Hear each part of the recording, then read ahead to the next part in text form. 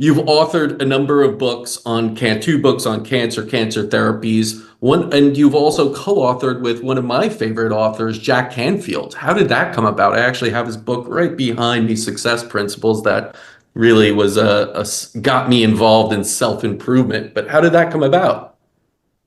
Yeah, that was so books. I had published with Dr. Mark Stengler a book called Outside the Box Cancer Therapies, where was actually one of the first US based books where we put photodynamic therapy, into some of the other things, for cancer.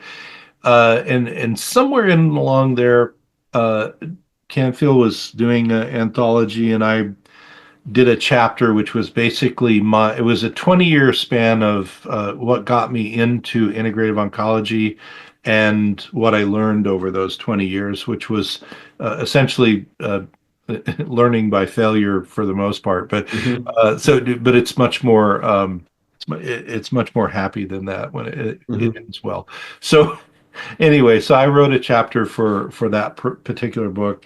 And then in and along all that time, the second cancer book was I really realized that there was a need for more of a support resource for the mind body connection, and what to do when you get a diagnosis that you don't want, like cancer.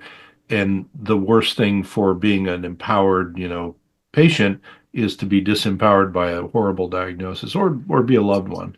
So that book is all about, not ignoring that you have a bad diagnosis, but essentially how to become re-empowered as a patient, all that. So it sort of was a good follow-up from Jack Canfield's the work I did with him. And then I've written co-written textbooks and other, things that only doctors wind up reading. So I write Yeah. in my spare time. No, it's wonderful. Do you have any books planned for the near future? Um, there's one being worked on, which I don't know how long of a lead time that is, but it's similar to outside the box cancer therapies, but it would be for chronic illness because we have this chronic illness epidemic, and want to do something similar there. Oh, amazing. Can't wait for that.